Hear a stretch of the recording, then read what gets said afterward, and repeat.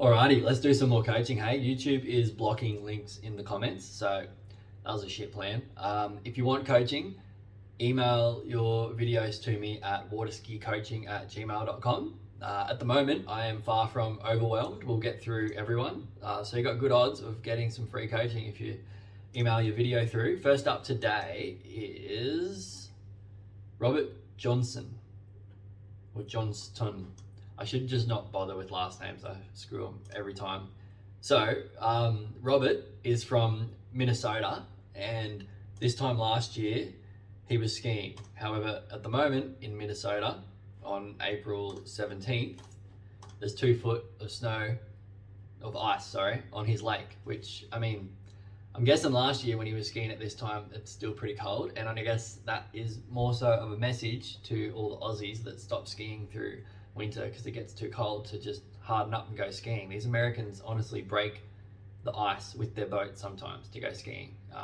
So yeah, all those Aussies in Victoria that stop skiing when it's nowhere near icing over, just get a wetsuit and have a crack. Says me, who wears a wetsuit nearly all year round in Brisbane. But anyway, let's have a look at Robert skiing.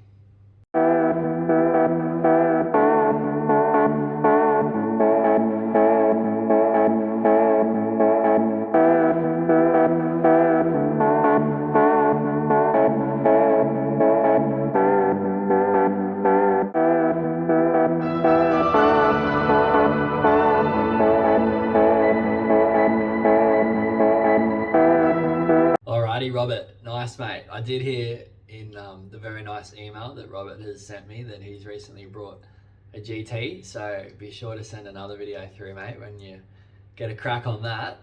I reckon, Robert, that your feet are too far apart. It's just a guess. It's hard to tell from the video. I want about 1 inch between the back of your front foot's heel and the toes of your back foot, and that disregards anything to do with bindings. You sort of have a guess at where your actual heel is in the front boot and where your toes are in the back boot. And yeah, you should have about 1 inch. I dare say you've got 2-3 inches, maybe more, between your feet. It's a fair guess. It just looks like your feet are too far apart. And I think what I'm about to say that we would like to change with your skiing is possibly a result of those feet being too far apart. I do hope they're too far apart, given that I'm just having a guess at it. Regardless of whether they are too far apart or not, what I would like to see you change with your skiing is we need some pre-turn. You're doing a big, hard, aggressive turn that happens all at once. And yeah, you're rocking to the back and using the line to stop you from falling out the back of the ski, which is probably the most obvious thing to see in your skiing. Ideally, we want you to finish those turns and be balanced, but I think the reason you're sort of rocking to the back is that you've been so overcommitted to doing such a big turn that's happened all at once. I believe if we can get you coming into the turn and beginning your turn even a little bit before you get to the buoy and having some sense of actually just finishing your turn at the buoy, not passing the buoy and then dropping in and doing a big turn, I believe a lot of things will sort themselves out, and you won't end up so overcommitted at the back of the ball and falling out the tail of the ski. And typically when we put people's feet closer together, or even just in the normal range of about 1 inch, it initiates your turn earlier, whether you wanted to or not. When your feet are far apart, you've got a big stable platform. It's hard to get that turn to start without it actually just doing the whole turn. So you end up seeing skiers skiing like what Robert's doing, where it just all happens late, but it all happens at once, and you've got to be very overcommitted to get it to rotate. So yeah, hopefully, Robert, we put those feet a bit closer together, start a bit of pre-turn, and then all of a sudden, I think a lot of things will line up. So good luck with that, Robert. Alrighty, this is Jarrod from Canada with a video of him skiing in Arizona. Cheers for the nice message, mate, and let's have a look at your skiing.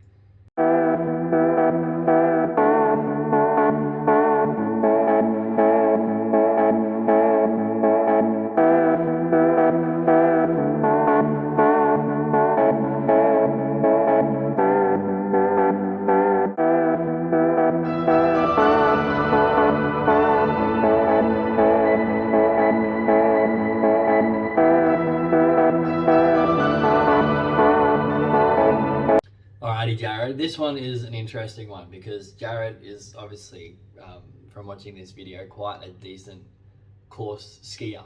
And what we're watching is Jarrod free ski well within his capabilities. You know, he's not exactly pushing to the limit. So at that point, it then becomes an issue of what do we pick on that may actually help him in the course, or do we just try and change his free skiing to look more like a skier that is in the course?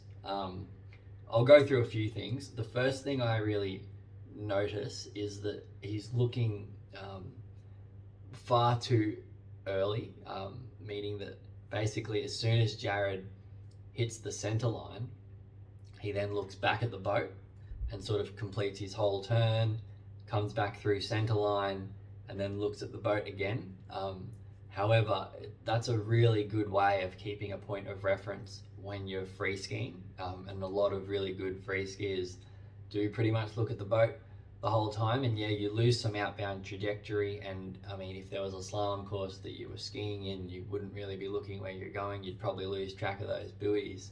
But I mean, I dare say once Jarrod is in the course, he doesn't look as aggressively and as early as what he currently is doing while free skiing. So I'm happy to leave that where it is. My other critique of this free skiing is that when I free ski, the best part of my free skiing is my gait, because your gait really is something that you typically do with very few reference points anyway. So most skiers can do the exact same gait that they would do in the course while free skiing with no buoys. And then typically, if you're not someone that does a lot of free skiing, it all goes to shit after your gait. Whereas what we've got here with Jarrod is quite a dodgy gait, and then it all sort of comes good. I believe it's almost a technique here for Jarrod where he sort of starts quite narrow and wasn't trying to get a full-on in the course gait, and then builds width as he carries on.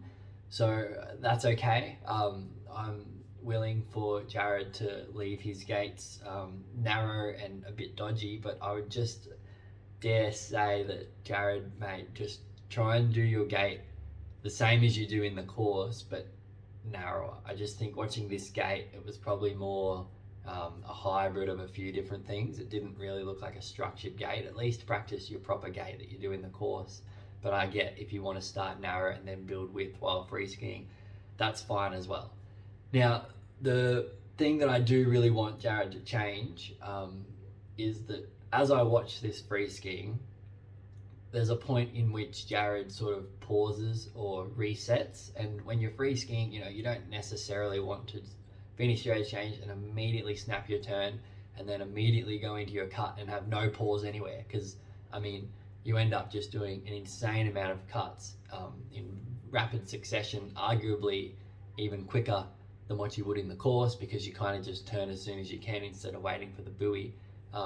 And you know, you obviously then get tired quickly, and also you're just doing a tempo that's faster than what you would in the course. So having a pause at some point in your free skiing is fine, nothing wrong with that. However, when I watch Jarrod's free skiing, I feel like the point at which Jarrod delays things and takes his little pause is at the back of the turn.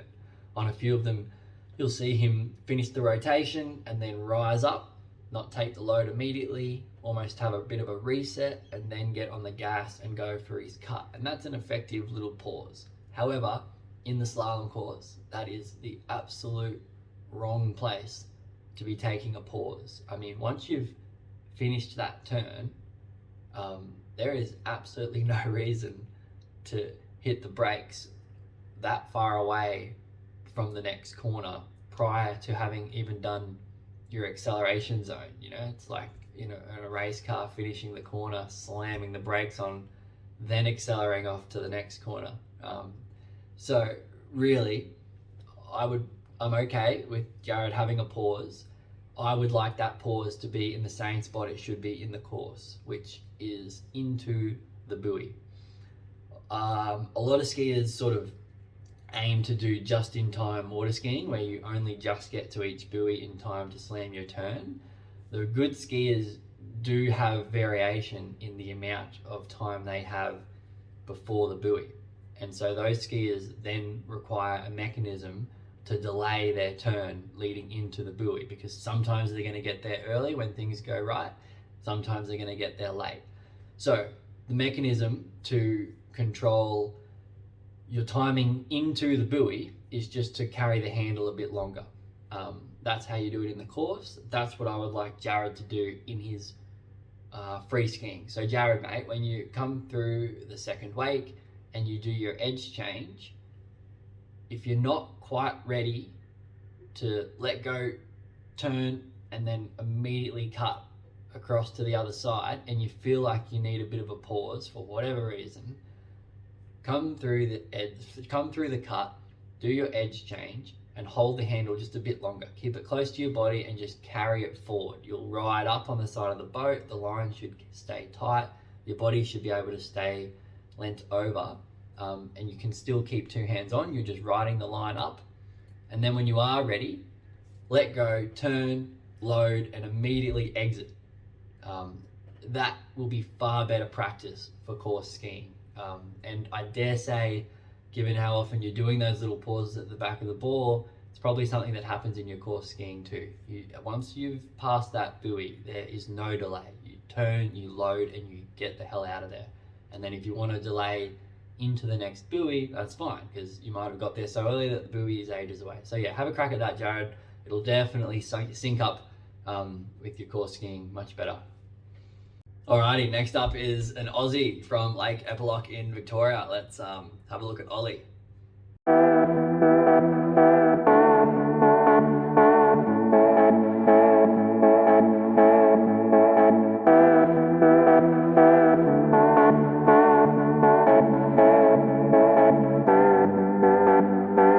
Alrighty, Ollie, mate, you got some sketchy looking weight crossings.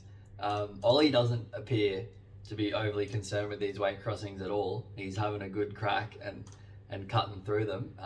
But yeah, that's close, mate, to having a stack. I dare say Ollie's probably had a few stacks. The first thing is that across these wakes, Ollie, you just look a bit twisted. I was trying to figure out why you look a bit twisted, and then I realized you're actually holding the handle the wrong way around. So for a left foot forward skier, you want to have your left hand on top.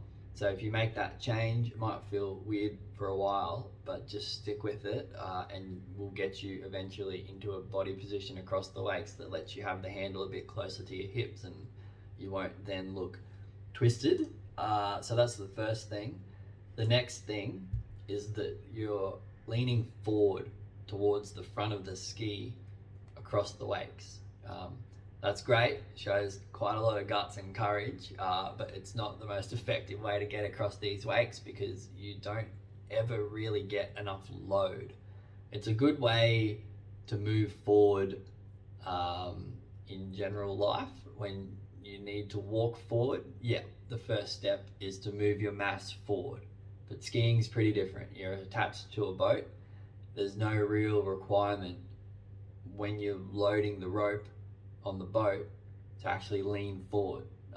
Yeah, it will move you forward, but you then become subject to the issue where you sort of can't overload. The ski stuck behind you, and it's sort of pulling you down into the front of your ski with your feet behind you, taking the pressure of that load. When skiing across the wakes in the turn, when you don't have the load, yep, you've got to move forward. But once your feet are underneath the rope, you've got two hands on, and you're traveling across the back of the boat, your goal at that point is not to lean forward, it's to lean away from the boat. The tricky thing with that is that as you travel across the wakes, the boat changes location. So it's easy for me to give you a direction to lean, which is sort of lean back.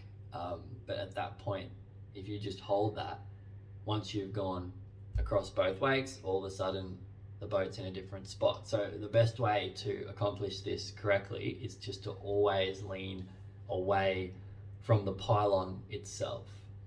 And our goal here, Ollie, is to have you leaning away from the pylon with your new hand grip the handle should get somewhat close to your hips. You don't actually pull the handle down to your hips. The goal is to lean away far enough that the handle gets close to your hips.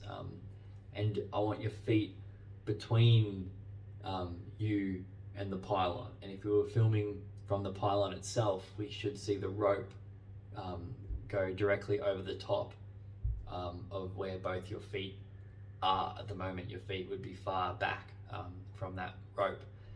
So yeah, mate, just finish your turn and lean away from the pylon. And as that angle changes, continue to lean away from the pylon. It might even help to look at the pylon for a bit and just really get a grasp of where that is, and make sure you're just leaning away from the pylon, not forward, not back. And I dare say that will give you a lot more load. You'll be able to load almost as much as you can possibly handle without feeling like you're getting pulled forward. Your weight crossings will be much faster. But also, yeah, you'll have much less risk of crashing. You will still crash, and when you do crash, they'll be much bigger because you're going to be going way faster if you sort all this out, but you should crash less often, and speed's the aim of the game anyway, mate. So yeah, good luck with all that, and yeah, send me another video when you've got it sorted. Alrighty, next up is Samantha. We've got a husband and wife combo coming up here, which is pretty cool. I might read out Samantha's message. It's somewhat interesting and a tad concerning, but I guess a lot of us skiers are all the same. She says, almost making 34 miles per hour, actually broke my ankle skiing earlier in the season and had surgery to remove the bone fragment a couple of weeks after this video. Far out. The fall where I broke my ankle was not very impressive, not quite a Howley slalom world championship stack, just slid out around a buoy.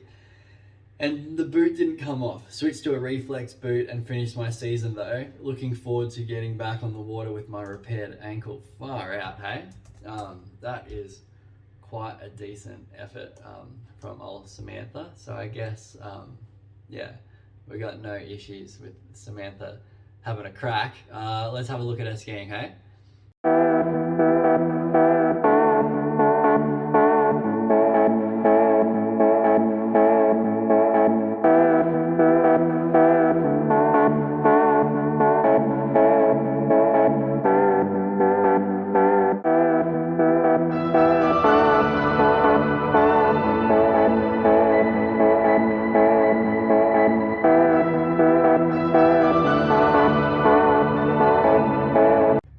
Samantha. So Samantha is what we call a buoy hunter. She is one of those just-in-time skiers that we referred to before. I feel like what Samantha is doing, intentionally or unintentionally, is controlling her weight crossings to always be at exactly the same spot before the buoy. Every edge change she does is just before she's required to turn. At that point, you're then at risk of one of those falls where you hit the buoy and skip out on every turn. And this is more of an intent change for Samantha. It's gonna be tricky because she may sort of find herself going backwards a little bit in her buoy count to move forward, but this is like a big fundamental change in the approach to Samantha's skiing that I would love to have her implement. What I want to see is for Samantha to get to the buoy at completely different points each time, because occasionally you're going to do a great turn and an awesome weight crossing, which then puts you incredibly early for the next buoy. And then other times you're going to do a dodgy weight crossing unintentionally, and you're going to then be late, and we will then require the turns that Samantha's currently doing where you immediately edge change and then turn. But the intent should be to do your turn, cut across those wakes almost as hard as you can to get almost as early as you can before that next buoy. And I mean, the definition of early is pretty well having finished your edge change, knowing you've got enough width with the buoy still a long way away. And at that point, yes, Samantha may then have to learn a completely new technique of how to sort of keep two hands on the handle and delay her turn long enough for her to actually get to the buoy without drifting back inside. But the trick is to get there that early. Typically, you've given yourself a whole heap more speed, so you can actually hang out there for quite a while. And if you've carried the line long enough and haven't let go too early, you'll be high enough to the point where the buoy's almost, inside your path, and you can just sort of go ahead and start your turn before you even get there and just finish it at the ball. So all of that's a tad tricky. I could give Samantha some technique changes across the wakes in order to sort of help her continue to cut harder and stronger across the wakes. But what I'm seeing is that she's adjusting her wake crossings the whole time she's behind the boat to angle her ski at precisely the right spot just before the buoy so she can edge change and turn. Meaning that it's not really a technique issue, it's an intent issue. Samantha, I want you to aim to go as hard and not quite as long as you can, but go hard until you have crossed both wakes. And don't hunt those buoys. Like, you should be crossing those wakes not caring at all where the buoy is, because that is not your task at that point. When I'm crossing the wakes, it's not of concern where the buoy is. You worry about where that buoy is once you've cleared the second wake. Prior to the second wake, your task is to cut hard and hold every bit of angle you possibly can, so that when you do find the buoy, it's not right under your feet. So yeah, let's have a crack, Samantha, at getting some space between you and the buoy after your edge change. So yeah, if you can, I want to see you turn, lock into a loaded position and just hold it and head across the lake to the bank. Hold that position. It's going to feel like a very long time. I want you holding that position over the first wake, all the way behind the boat. Continue to hold it as you go down the second wake. Continue to hold it until you've cleared the trough. And then at that point, there'll be a lot of load. Okay, it's going to feel really rushed because the buoy, you're sort of still cutting away and the buoy's down there, but hopefully the buoy's a long way away. At that point, you'll have so much load that when you do give the load up and do your edge change, you'll edge change quite quickly. If you can hold the handle, you'll swing up a bit, and we should then see you in a point where you can actually start your turn before getting to the ball and finish your turn at the ball, and you'll then be running a path that's capable of going faster and shorter. Whereas at the moment, the just in time, almost missing each buoy, which is only caused by you doing that across the wakes almost intentionally, is just not going to allow you to go much faster or shorter. So good luck with that, Samantha. It's a big fundamental change. So just be patient with yourself, maybe go to your easy speeds to work on it, but just try and really commit to making that change. Don't be afraid to exaggerate it. And then yeah, you'll find a lot of buoys if you successfully implement that. Alrighty, now we have Todd Kennedy.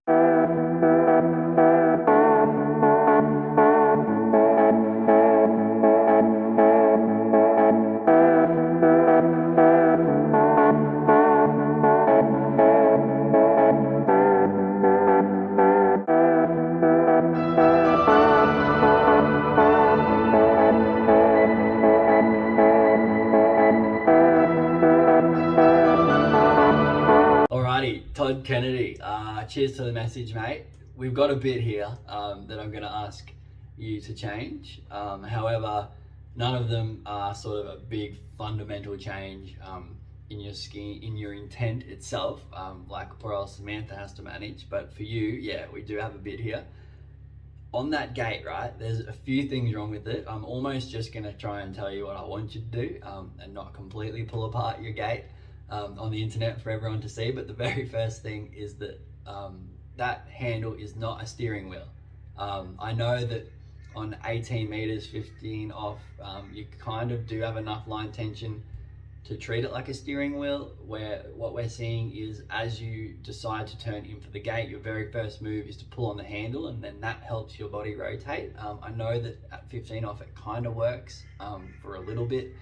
Once we take you faster and shorter, that will not work. Once you're high on the boat, that handle's almost loose. If you pull on it, nothing will happen. So I would like your gate turn in to initiate without the requirement of pulling on the handle to start all of it.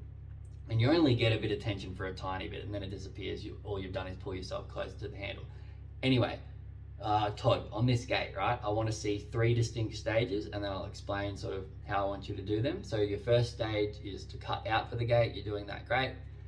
The next stage is to stand up and go into your glide. I want to see that happen a bit more aggressively. Like, there should be an aggressive transition from cutting out to standing up and going into your glide. I think you'll be fine with that. Once you're in that glide, okay, there should be an aggressive spot at which we can notice you have decided to turn in. And when that happens, when you decide that you want to turn in, your very first move should be to lean your body over to the inside. That's the first move. It's not pulling on the handle, it's not twisting your body. At that point, you're standing upright. The ski will not turn, it kind of will, but it's very hard to make it turn when it's flat, okay? If you take your body and just do a trust fall to the inside and roll the ski up on its edge, you will find that after you've done that, and then at that point, we then want you to go and complete your turn, you will find that it will turn so fast. You're going to have the ski on edge, you're going to have the curved part of the ski actually in the water, and it will just flick through your gate turn in. So yeah, cut out, stand up, trust fall in. As you've sort of got to maybe 30 degrees on the lean in, begin your rotation, and the ski should snap, and you'll go flying across the wakes. So that's the first change, Todd. Very good. The next change is that at the moment, what I'm seeing is when you do your turn, don't go out and do all these changes at once. Just pick one, work on it for 5 sets, and then try and do the next one, assuming you've actually fixed it after working on it for 5 sets. The next thing, Todd, is that when you're turning the ski, you are leaning towards the back of your ski way too much, okay? And then when you get the line tension and you cut across the wakes, you're then leaning forward way too much. I think you're leaning back through the turn because you know that when the load comes on, you're then going to lean forward, and you kind of need a consistent spot to lean forward from. If you were balanced at the back of the turn and then leant forward as much as you do across the wakes, you'd have a lot of stacks. I want one day, I know it'll be hard to implement this one, but I want one day when you're doing your turns, I want you to lean forward through the turn. Don't lean back to turn the ski. Move your body forward and have the ski flick around. Your first move when you're turning the ski should be to move your chest and your head and your body towards where you want to go, not away from it. So that's the first step. When you go to turn, move forward through the turn, flick the ski around. Once the ski's under the rope, don't lean forward. I don't really want you leaning back. Leaning back is better than leaning forward, which is what you're currently doing, but ideally, like we were telling Ollie, I just want you leaning away from the boat. Just lean away from the pylon. Don't lean forward, don't lean back, lean away from the pylon. You'll get heaps more load with way less risk of being pulled out the front, and you'll go screaming across those wakes. The next thing is that when you are crossing the wakes, you are most definitely a good enough skier to not be absorbing the wakes. There's a point in everybody's skiing career where you go from a skier that absorbs the wakes to a skier that smashes through the wakes and uses that energy to get across the course, and then at that point you're sort of looking at someone that can maybe run 16. Actually, you can run 16 absorbing the wakes. 16 is 22 off. It's sort of at the point where you're running 28 off and beyond that you kind of can't absorb the wakes, but just looking at your skiing, Todd, mate, you're more than good enough to not be absorbing the wakes. So just keep your legs strong, tense them up, hold them strong, smash through the wakes. Yes, you may get airborne, that's fine, stay balanced. hopefully you get airborne with the ski nice and balanced. If the ski is tipping to the back as you go across the wakes, you've got too much weight on the back foot, so just keep it nice and even.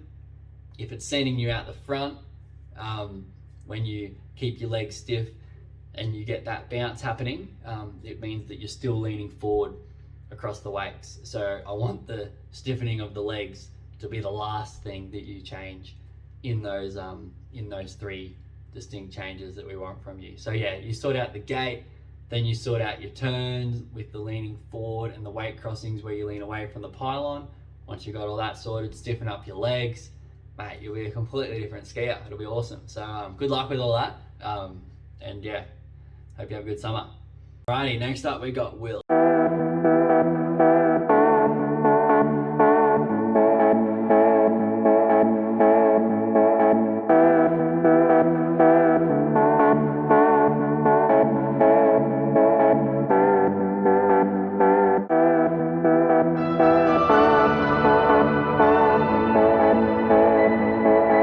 So Will, a lot of this looks pretty good. Those exits of your offside turn are killing you, and you possibly know this, but yeah, onside turn looks great. You finish it and you zoom out of there. Your offside turn, on quite a few of them, just as you're finishing the turn, there's a big pause, everything gets reset, and then you load across the wakes. It's hard because you've got such fast onside turns. I would argue that your offside turn on that 135 side is never going to be as fast as those onside turns. That's fine. Just allow your offside turn to be slower.